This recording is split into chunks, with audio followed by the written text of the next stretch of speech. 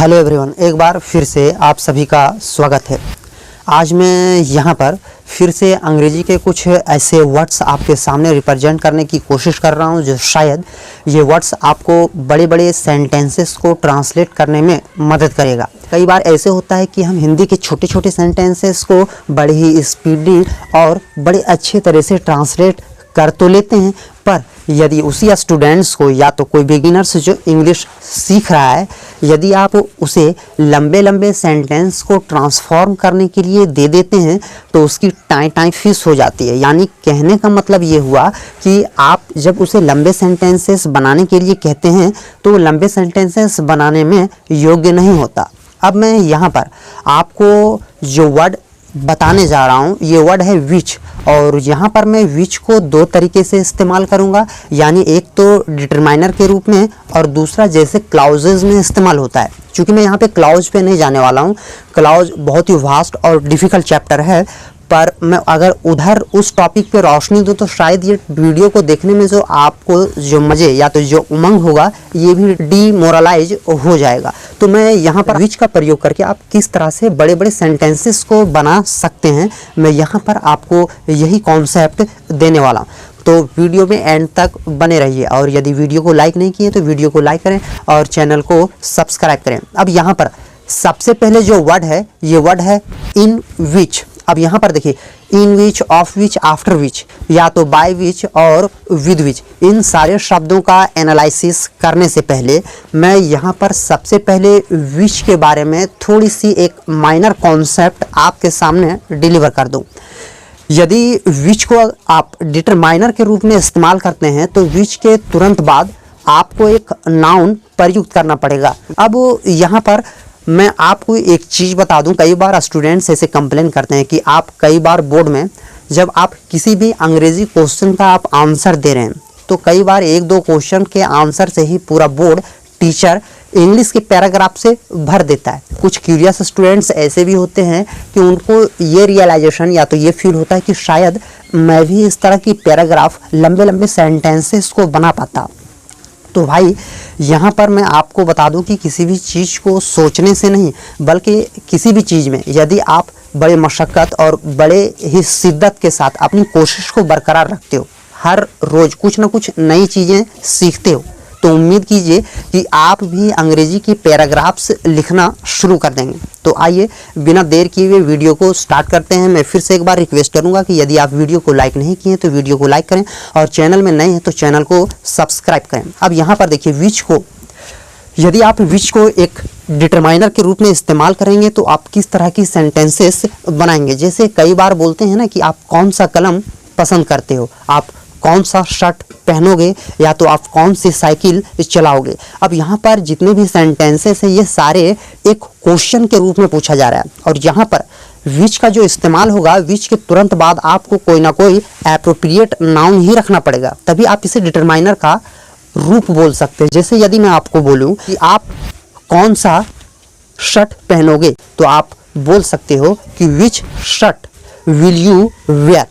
ये तो एक डिटरमाइनर के रूप में इस्तेमाल किया हुआ विच का एक जीता जागता एग्जाम्पल है। पर यदि आप इसी विच को क्लाउजेज में इस्तेमाल करें या तो विच के माध्यम से आप सेंटेंसेस को थोड़ा स्ट्रेच करके बड़ा करें तो यहाँ पर आप कुछ इस तरह बना सकते हैं। जैसे यदि मैं आपको बोलूँ कि ये वही कमरा है जिसके लिए मुझे फर्नीचर चाहिए था, या तो आप इस तरह भी बोल सकते हैं कि भाई ये वही साइकिल है ना जिसमें तुम्हारे दादाजी ऑफिस जाया करते थे।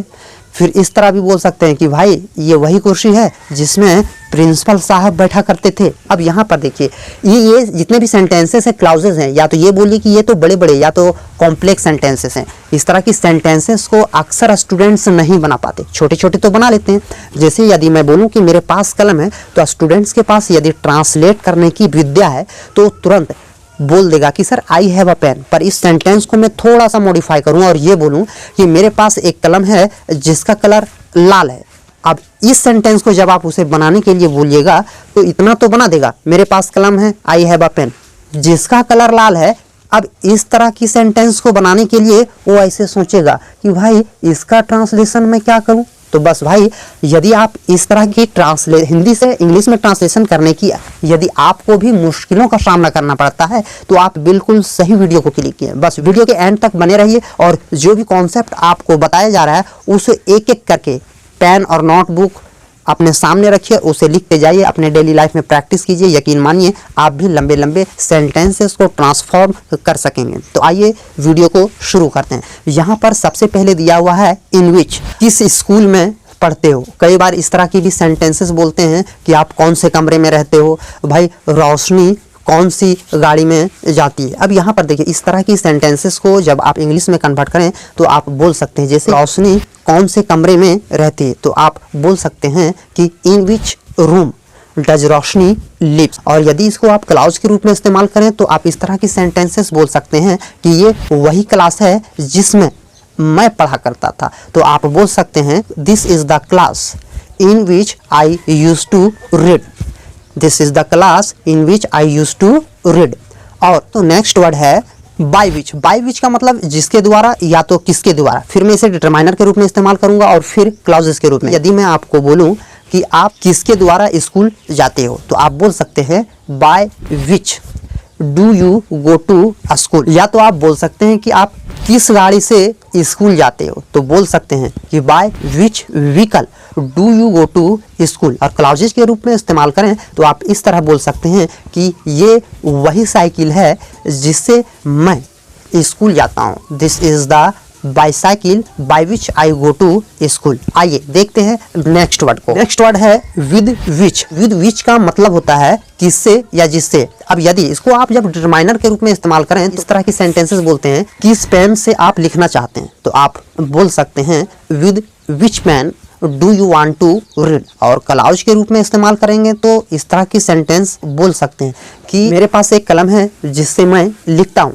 मेरे पास एक बाइक है जिससे मैं यहाँ से वहाँ जाता हूँ, भाई रोशनी के पास एक खूबसूरत बाईसाइकिल है जिससे वह ऑफिस जाया करती है। अब यहाँ पर इस तरह की इंग्लिश ट्रांसलेशन आप कुछ इस तरह कर सकते हैं, जैसे यदि मैं बोलूँ कि मेरे पास एक कलम है जिससे मैं लिखता हूँ तो आप बोल सकते हैं कि I have a pen with which I write.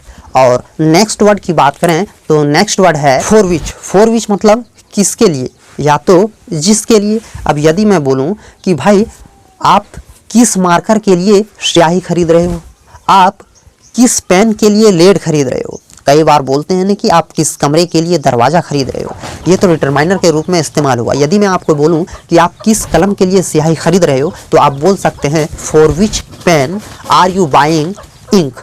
और यदि इसे क्लाउज के रूप में आप इस्तेमाल करेंगे तो आप बोल सकते हैं कि ये वही कमरा है जिसके लिए मैं फर्नीचर खरीदना चाहता हूँ, तो आप बोल सकते हैं this is the room for which I want to buy furniture. आइए देखते हैं नेक्स्ट वर्ड को। ऑफ विच का मतलब जिसका या तो फिर किसका। अब यहाँ पर देखो, कई बार ऐसे बोलते हैं किस कुर्सी की टांग टूटी हुई है, या तो किस कलम का रंग काला है, किस शर्ट का धागा लाल है। अब यहाँ पर जितने भी सेंटेंसेस हमने बोला ये सारे सेंटेंसेस आप ये बोल सकते हैं कि डिटरमाइनर के रूप में इस्तेमाल यहाँ पर किया जाएगा, यानी विच का जब आप यूज करेंगे तो उसके बाद आपको नाउन प्रयुक्त करना पड़ेगा।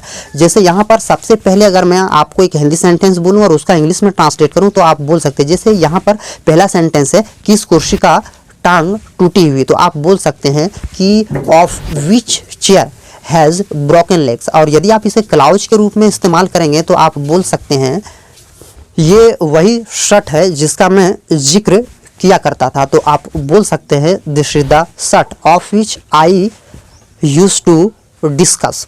और यहाँ पर लास्ट वर्ड या तो नेक्स्ट वर्ड मैं बोलूँ तो नेक्स्ट वर्ड है ऑन विच। ऑन विच का मतलब जिसमें या तो फिर जिस पर, जिसमें जिस पर या तो फिर किस पर। जैसे कई बार ऐसे बोलते हैं कि आप किस कुर्सी पर बैठते हो, वह किस पर वहाँ पर बैठा था, टीचर किस पर बैठेंगे। तो आप इस तरह की सेंटेंसेस को आप अंग्रेजी में विच से ट्रांसलेट कर सकते हैं। जैसे किस कुर्सी पर तुम बैठोगे तो आप बोल सकते हैं on which chair will you sit. और यदि क्लाउज के रूप में इस्तेमाल करें तो आप बोल सकते हैं कि ये वही कुर्सी है जिस पर दादाजी बैठते हैं, तो आप इस तरह से ट्रांसलेट कर सकते हैं कि this is the chair on which grandfather seats.